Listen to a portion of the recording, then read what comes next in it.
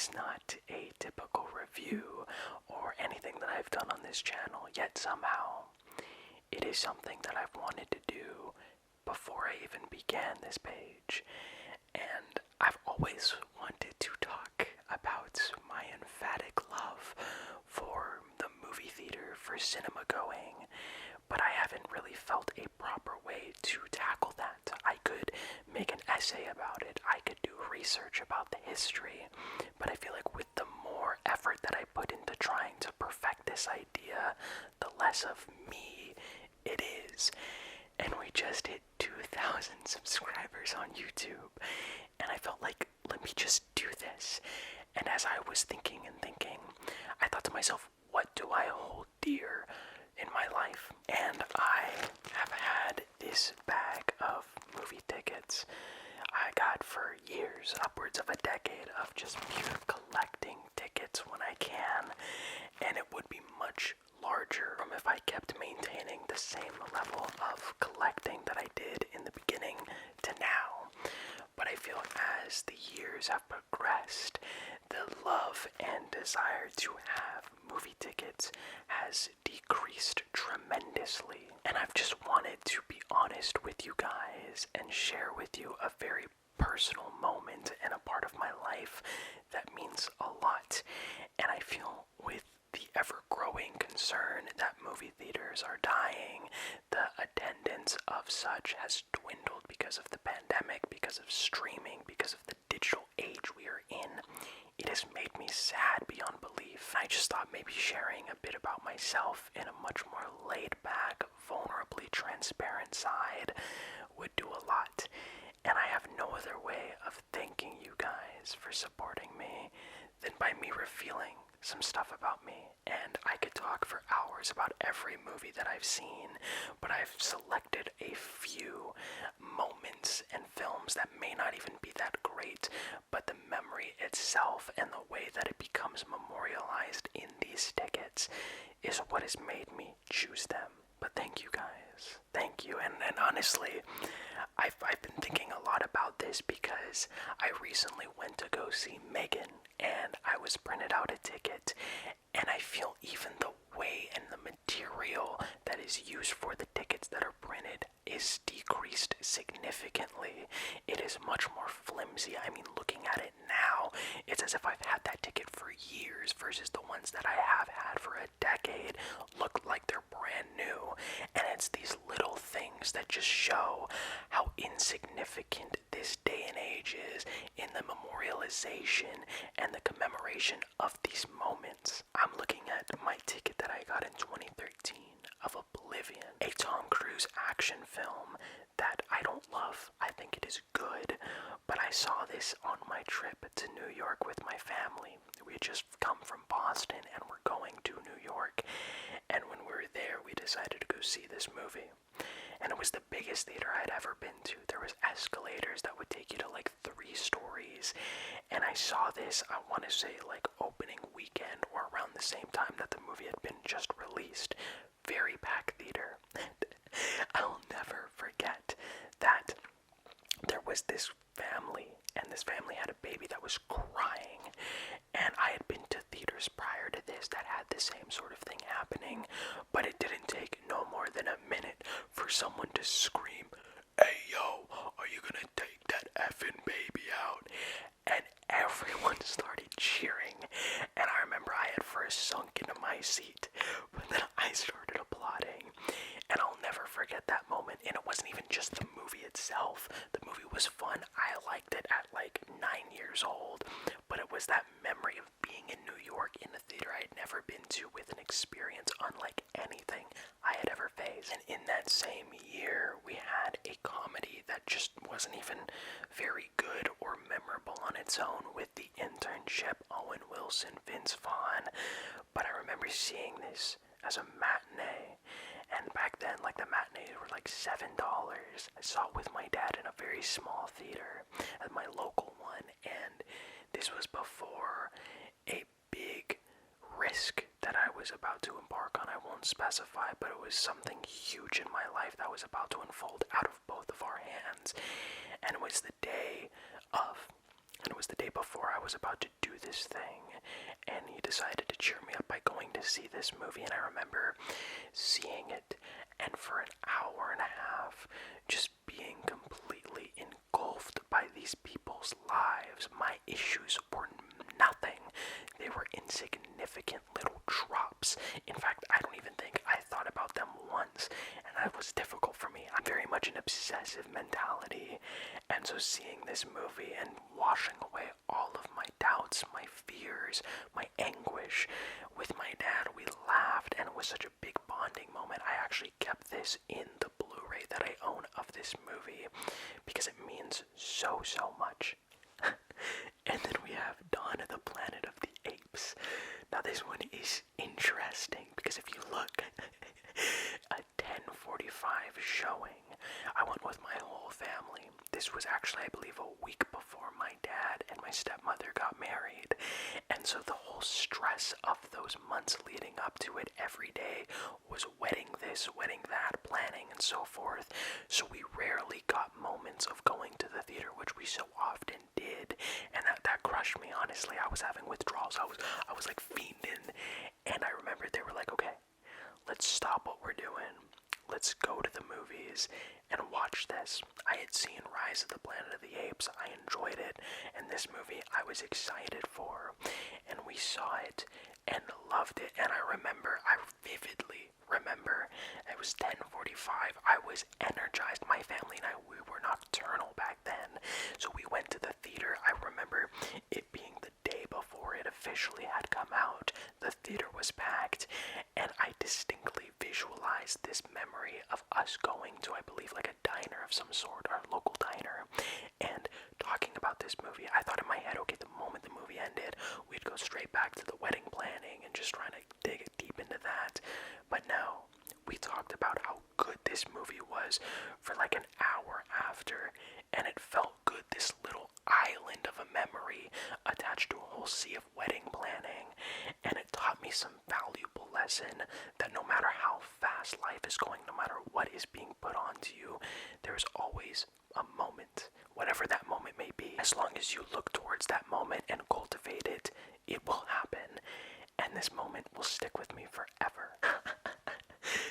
Again, the 2013-2014 time period was pretty much the pinnacle of my ticket collecting. But here we have Insidious Chapter 2, a moment that transformed me. I think to me the biggest horror movie that I remember seeing that just completely shaped who I was and who I am now as a horror fanatic was seeing The Conjuring opening night. But Insidious Chapter 2 was a rare breed. I can, oh my god, almost like smell the popcorn in the theater, because back then this was before reserved seating. This was where you had to line up to get a good seat. And I remember it was an 8:30 showing, and my parents took me out of school early. It was like a school fundraiser or something, and we stood in that line. And this was my first encounter of like Karens, if you will. This one couple, one of them went out of line, and then the other one stayed in that line. But then another person cut in front of her, and then the partner came back, and they literally like fist fought each other. And I was standing there, and I remembered myself thinking like, man, this is all for the second Insidious movie. This better be amazing. And it was alright.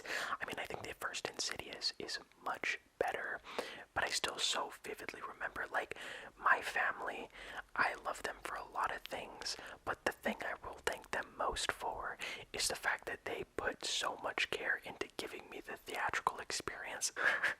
And on that same sort of vein, The Conjuring right here, to me, man, jeez Louise, this was one where like my parents really debated like Insidious and all the horror movies that we saw afterwards. Those were because I handled The Conjuring so well. I couldn't have been no more than like 10 years old. And I vividly remember that was the same weekend that The Wolverine came out, and my parents were like, should we go see The Wolverine? They didn't really seem very interested in going to see it, so they were like, oh, we really want to go see The Conjuring.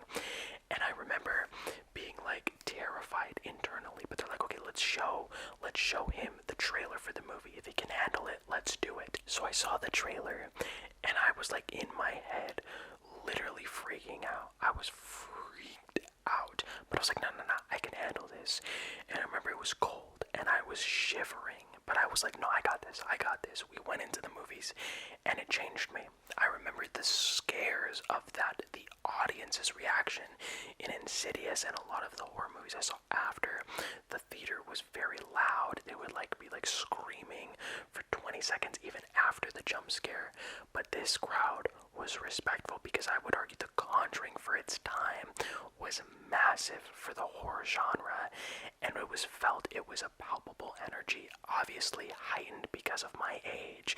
But I remember my family, my stepmom and my dad being on opposite ends, and I was just watching it. My sister and my brother were off doing their own thing, so it was just us three, and that moment sticks with me because of how much I try to convince myself that I would be okay. Of course, I didn't have nightmares. In fact, I was obsessed. It was like kind of an addiction for me. I had to feel that adrenaline rush, that unpredictability, and unfortunately it would be kind of squashed in later years with really bad horror movies, but it takes just one good one like that to help send me on a path that I'm so thankful for. Oh man, and I can't even begin to talk about a big blockbuster such as Force Awakens that really was, regardless of what you thought about the movie, a true bringing back of arguably the biggest franchise.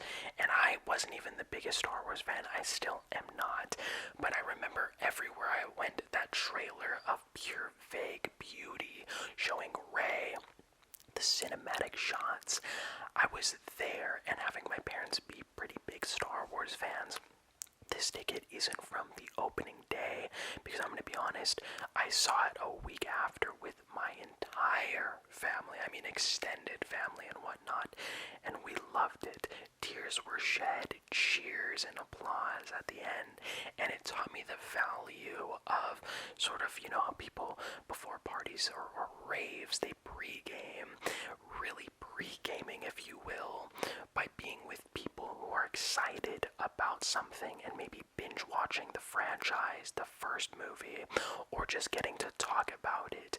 Getting that energy, that hype level was bar none, for me, one of the best experiences, only beat by the sequel. Now this ticket is very faded because it's like a paper material, but the memory will last forever, because that night I remember, and of course The Last Jedi signifies the turn of, I honestly believe, the fandom from being divided to complete scum sometimes. I'm not gonna get into that, but I will say it was the Thursday or Friday of the movie's release, and the theater was sold out. I went with about 12 to 18 of my friends, all of which were pretty much big fans who were hyped for the movie, and I sat in that seat, and I remember being completely swept away, and that feeling that I get then, I still do now. And I think when people talk about their opinions and biases and nostalgia playing a role in their opinions on movies, I don't blame them. I think about the way that I saw The Last Jedi, the way that when Yoda came back, the puppet Yoda, when Luke is about to take down Kylo and he's using his force projection, all of these moments, oh my god, the light speed through the dreadnought of pure silence. My theater going moment in time for that film was something that I wish I could go back to. If you were to ask me if I could experience one movie again in the theatrical experience I did, The Last Jedi would be it time and time again. And in fact, I think it's what put me on a course correction for really valuing a crowd. I don't know if that'll hold in decades to come, but as it stands currently, it is the one that I value the most. Oh man, and on that same sort of topic of big blockbusters, Amazing Spider-Man 2, my goodness. This was a movie that I still will defend for my life, and I stand by it. I think it is one of my favorite Spider-Man movies, and that experience of watching it and seeing, spoiler alert for a movie that's almost 10 years old, seeing Gwen die, that to me was a big moment. I think as I stand now, I cry every time, but there was this level of detachment that I had within my family, within not wanting to confront my emotions, and I think that moment, I couldn't. I lost it. I let it go, And I think to me what was so difficult about this idea of revealing my emotions, it wasn't built off of, that generational masculinity archetype of having to be manly. Knowing your emotions is a sign of weakness. No. My father has been a very avid supporter of expressing myself. But I think where it came from is the idea that I don't want to be treated as some charity case or attention given to me. I hate when added attention is given to me. So that's why I kind of mask, or I cope, or I just minimize my emotion. So I felt like by crying, people around me would have been looking at me weird, not just my family. But when I cried that night in that theater experiencing Gwen's death, the movie that led to it, I let go and I cried. And I think it was this idea that no one treated me differently. I think it was the fact that I showed who I was to complete strangers, and it was just as I did. If I didn't cry, it just, life moved on. And that could sound kind of grim, but to me, it meant a lot. And from that moment, I therefore then continued to express my emotions in my own self, but also in the world around me. And of course, I'm not perfect. I'm very much emotionally difficult person to deal with. I will say it. But that moment taught me the meaning of taking yourself out of your own head for once, and that movie itself will hold that memory to it. Sticking in that same vein of superhero movies that came out in 2014, we have Guardians of the frickin' Galaxy. I mean, what can I say more about that movie that hasn't been said already? And honestly, out of all the movie tickets that I picked, that movie specifically doesn't really have much of a very deep personal or emotional memory, and it's more just the movie was great. It's funny because I don't think it's one of my favorite MCU projects compared to all of them, but it's the one that honestly gave me the notion of not going in with any ideas, because I saw them and this was something that my parents wanted to see. I wasn't really there for, and I was like, a talking raccoon, a tree, what? But I saw it, and I remember even in the first few minutes, I was completely disarmed. That scene where Peter doesn't grab his mom's hand, I remember watching that and realizing to myself, art is so much more than what we as audiences give it credit for. And I remember thinking to myself, whoever made this probably has experienced something very personal to them. Like, that's dumb, that's obviously a fact, but for little 11-year-old me, seeing Peter Quill not grab his mom's hand, his dying mom's hand, I thought about what that must have been like for filming it, not just for the actors, but for the crew, and it opened this door for this relationship of the fact that what I'm watching is a camera recording something and I'm experiencing it, and that just, I don't know, that blew my mind. And it was just on top of it being an excellent movie. Another excellent film was The Secret Life of Walter Mitty. Now for me, I live in a family whose Zoolander was the thing that I watched when I was like 7 or 8. My dad, a lover of comedy, was like, okay, you want to grow, you gotta watch Zoolander, and I did, and I didn't really get the jokes, but seeing my dad laugh made me smile. And I think knowing that Ben Stiller directed the movie that he starred in was something that completely turned my whole perspective on its axis. The engagement between actor and director, how that melds into one, on top of it just being such an inspiring love letter to just saying screw it and pursuing your dreams in a beautifully orchestrated fashion, just completely had me transfixed. And I vividly remember that when we tried to buy tickets to see it that night, we wound up seeing it at like 10:45, but originally it was going to be an 8 o'clock showing, which wound up being sold out. And that was the first time I had ever thought to myself, after having seen it, God, I am so happy that it was. And it made me realize that we need to support movies in order for them to be made again in that similar passion. I just, I love that movie so much. Interstellar. This one is a big moment for me, a big movie-going moment. The film is deeply layered, heavily emotional, etched in stone memory that I carry with me forever is when I was standing in line. We were actually probably one of the first people. I remember they had like a little like rope that had the name name of the movie, and I was like, oh my god, I feel like royalty. But there was people coming out of the auditorium before we went in of the previous movie that was showing, and I thought it was Interstellar. Like, that same auditorium was just going to be playing Interstellar all night. And I remember these kids were talking about, oh my god, I love that movie so much. It was so much fun, and I connected to them. I thought, oh my god, okay, kids my age, kids that act like me, they were like goofing around, but they're like, oh my god, I love that movie. It was so much fun. I was like, okay, because I looked in my line, I was the only kid, and I was like, I felt a little out of my own element. I felt like a black sheep. I wanted some sense of connection, and seeing those kids laugh but say how much they loved the film that they just got out of, which I thought was Interstellar, made me feel grounded.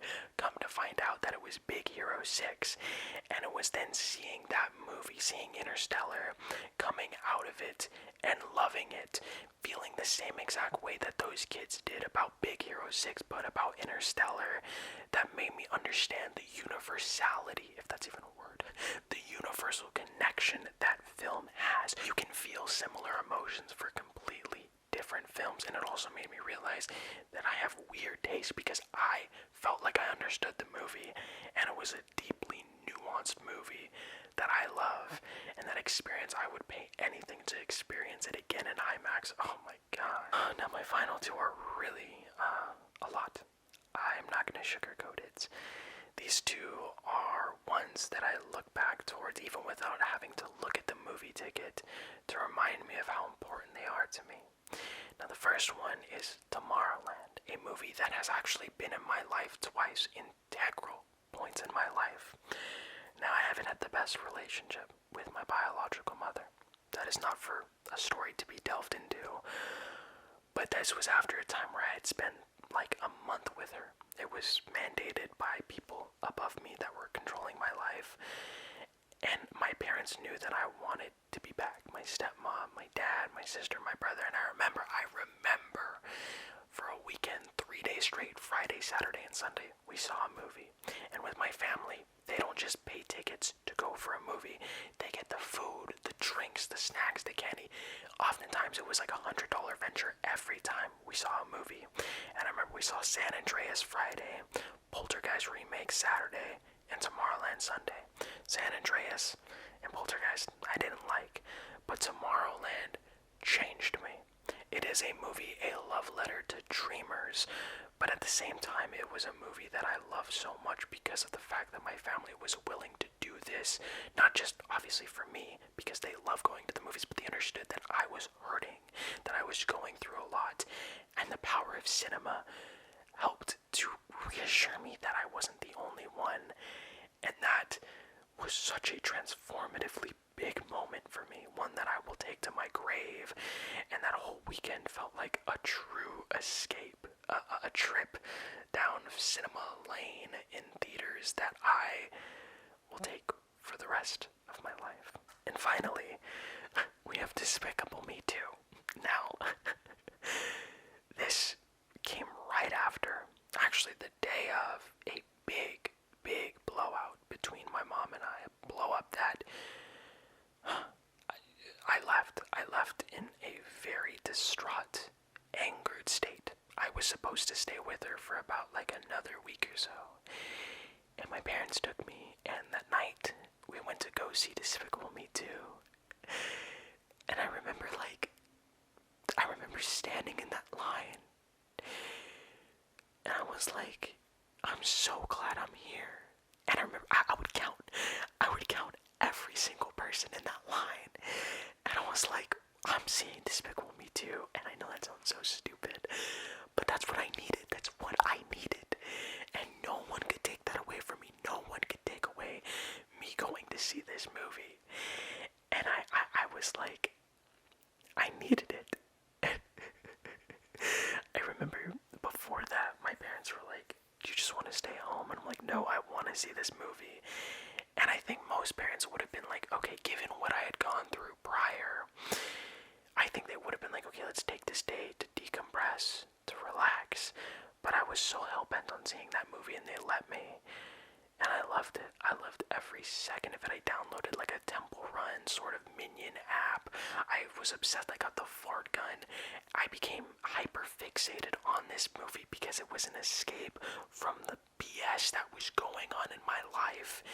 And I will remember that day for lifetimes, man. I think that is ultimately the power of movie tickets, the power of film movie theater experiencing is, I'm going to be honest, if I didn't have these tickets to remind me of the experience, it wouldn't be as clear because I get to hold this ticket that I got a decade ago, but the memory feels like it was done yesterday.